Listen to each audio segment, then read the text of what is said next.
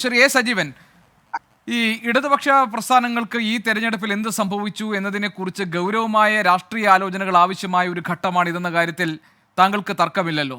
CPI പറയുന്നു ഇതിനകത്ത് ഭരണവിരുദ്ധ വികാരമുണ്ടോ എന്നതടക്കം പരിശോധിക്കപ്പെടേണ്ടതാണെന്ന്. തിരുവനന്തപുരത്തെ CPIയുടെ ജില്ലാ എക്സിക്യൂട്ടീവിൽ പിണറായി വിജയനെതിരെ പോലും രൂക്ഷമായ വിമർശനങ്ങൾ ഉയർന്നു വന്നിരിക്കുകയാണ്.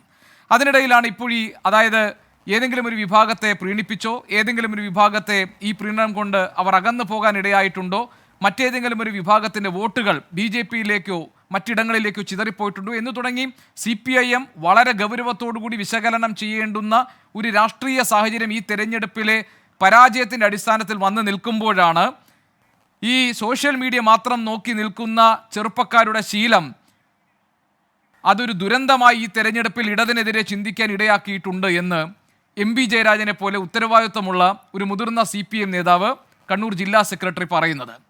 താങ്കൾ ഇതിനെ എങ്ങനെ മനസ്സിലാക്കുന്നു, ശ്രീ എ സജീവൻ? MB ജയരാജൻ പറഞ്ഞിട്ടുള്ളത് ഒരു കമ്മ്യൂണിസ്റ്റ് പറയേണ്ട കാര്യമല്ല. കമ്മ്യൂണിസ്റ്റ് സ്വന്തം പാർട്ടിയുടെ അടിത്തറ ശക്തിപ്പെടുത്താനും ആ അടിത്തറയിൽ ഇളക്കം തട്ടിയിട്ടുണ്ടോ എന്ന് നോക്കാനുമാണ് ശ്രമിക്കേണ്ടത്. എതിരാളികൾ എന്ത് ചെയ്യുന്നു, സാമൂഹ്യ മാധ്യമങ്ങൾ എന്ത് ചെയ്യുന്നു എന്നുള്ളതല്ല.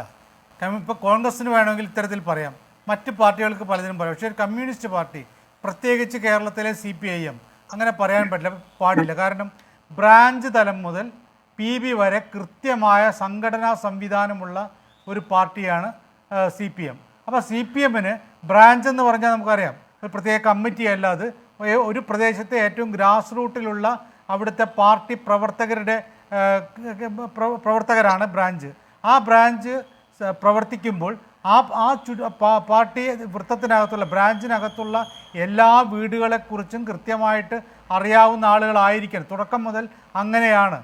ആ പ്രവർത്തനത്തിൽ ആ ബ്രാഞ്ചിനകത്ത് ആ പരിധിയിൽ ഒരാൾ വന്നാലും ആ ഒരു കുടുംബം പോയാലും ഒക്കെ കൃത്യമായിട്ട് അറിയും, അവരുടെ രാഷ്ട്രീയ നിലപാടെന്താണെന്നറിയും, അവരാർക്കൊക്കെ വോട്ട് ചെയ്യുന്നുള്ള കാര്യം കൃത്യമായിട്ട് പരിശോധിച്ച് അങ്ങനെ എതിരായിട്ട് നിൽക്കുന്ന ആളുകളാണെന്ന് വെച്ചാൽ അവരെ തങ്ങളുടെ പക്ഷത്തേക്ക് കൊണ്ടുവരാനുള്ള ശ്രമമാണ് ബ്രാഞ്ച് നടത്തേണ്ടത്.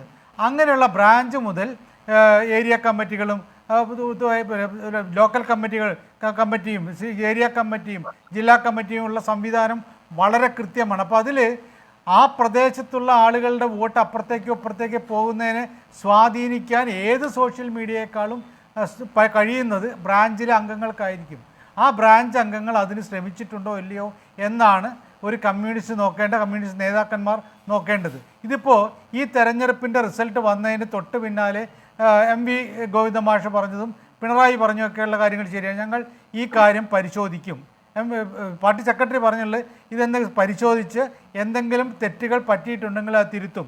സർക്കാരിന് എന്തെങ്കിലും തെറ്റുകൾ പറ്റിയിട്ടുണ്ട് എന്ന് പരിശോധനയിൽ ബോധ്യപ്പെട്ടാൽ അത് തിരുത്തുമെന്ന് മുഖ്യമന്ത്രി പറഞ്ഞു. അത് അവിടെ അവസാനിപ്പിച്ച് പിന്നീട് പാർട്ടി സംസ്ഥാന കമ്മിറ്റി യോഗം ചേർന്ന് ചർച്ച ചെയ്യുന്നവരെ ഓരോരുത്തരും ഓരോ അഭിപ്രായങ്ങൾ പറയരുത്. ഇപ്പോൾ MB ജയരാജൻ പറയുമ്പോൾ ഉണ്ടാവുന്ന പ്രശ്നം ആളുകൾ ധരിക്കുന്നതാണ് CPM എന്ന് പറയുന്നത് തുമ്മിയാൽ തെറിക്കുന്ന മൂക്കാണ്. CPMൻ്റെ കയ്യിലുള്ള വോട്ടുകൾ ഒരു തുമ്മലിന് ഒരു സോഷ്യൽ മീഡിയക്കാരൻ തുമ്മിക്കഴിഞ്ഞാൽ അത് പോരാളി ഷാജി ആവട്ടെ, ചെങ്കതിരാവട്ടെ, ചെങ്കോലാവട്ടെ, എന്തും ആവട്ടെ, ഒരു തുമ്മലോട് കൂടിയിട്ട് ആയിരക്കണക്കിന് വോട്ടുകൾ തെറിച്ചു പോകുന്നു എന്നൊരവസ്ഥയുണ്ട് എങ്കിൽ അത് വളരെ ദയനീയമായ കാര്യമാണ്. അങ്ങനെ ഒരു സംഭവത്തെക്കുറിച്ച് ചിന്തിക്കാൻ പോലും പാടില്ല, അത് പറയാൻ തീരെ പാടില്ല. അതാണ് ഇപ്പോൾ അദ്ദേഹം പറഞ്ഞുള്ളത്. ശരിക്കും ഇത് വിശകലനം ചെയ്യേണ്ടതാണ്. പാർട്ടി സംസ്ഥാന കമ്മിറ്റി എത്രയും പെട്ടെന്നായിരുന്നു വിശകലനം ചെയ്യേണ്ടിയിരുന്നത്. അത് ഇനി പോട്ടെ, ഇപ്പോൾ അത് ഒരു നിശ്ചയിച്ച ദിവസം വിശകലനം ചെയ്യുന്നത് വരെ ഓരോരുത്തരും വാളെടുത്ത ആളുകളൊക്കെ വെളിച്ചപ്പാടാവാൻ പാടില്ല. അങ്ങനെയാണെങ്കിൽ ഈ വിശകലനത്തിൻ്റെ അർത്ഥം വരുന്നില്ലല്ലോ. ഇതാണ് കാരണമെന്ന് MV ജയരാജൻ പറയുമ്പോൾ പിന്നീട് എന്തിനാണ് ചർച്ച നടത്തേണ്ട കാര്യം? അങ്ങനെയല്ല, ഇത് വളരെ കൃത്യമായിട്ട് ഇപ്പം നമുക്കറിയാം. ഇപ്പം CPM തീർച്ചയായിട്ടും ഇതിൻ്റെ വിശകലനങ്ങളൊക്കെ നടത്തുന്നുണ്ടാവും.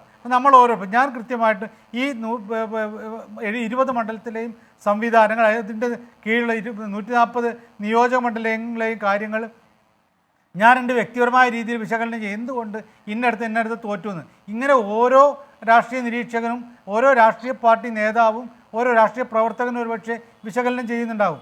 അങ്ങനെ വിശകലനം ചെയ്തിട്ട് കിട്ടുന്ന കാര്യങ്ങളാണ് പറയേണ്ടത്. അത് പക്ഷേ അതിനു മുമ്പേ തന്നെ പറയുന്നു ഇത് പോരാളി ഷാജിയാണ്, ചെങ്കോലാണ്, ചെങ്കതിരാണ്.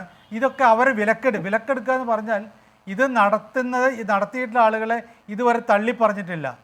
ഇത് തള്ളിപ്പറഞ്ഞ അതിൻ്റെ അഡ്മിനായിട്ടുള്ള ആളുകൾ തള്ളിപ്പറഞ്ഞാലല്ലേ അത് അവരെ വിലക്കെടുത്തു പറയില്ല. വിലക്കെടുക്കുന്നു പറയുമ്പോഴും പാർട്ടിയിലെ ആളുകളെ, പ്രവർത്തകരെ, അല്ലെങ്കിൽ താഴെ തട്ടിലെ നേതാക്കന്മാരെ വിലക്കെടുക്കാൻ ആർക്കും കഴിയുന്നുള്ള ഒരു തെറ്റായ പ്രചരണം കൂടി ഉണ്ടാവുകയാണ്. അപ്പോൾ സത്യത്തിൽ ഒരു കമ്മ്യൂണിസ്റ്റിൻ്റെ ഭാഗത്ത് കിട്ടേണ്ട, ഒരു കമ്മ്യൂണിസ്റ്റ് പറയേണ്ട കാര്യങ്ങളല്ല ഇവിടെ എം വി ജയരാജൻ പറഞ്ഞത്. ശരിക്കും പഠിക്കണം എന്താണ് പറ്റിയത്. അപ്പോൾ നമ്മളതിന് കുറ്റം പറയേണ്ടതില്ല.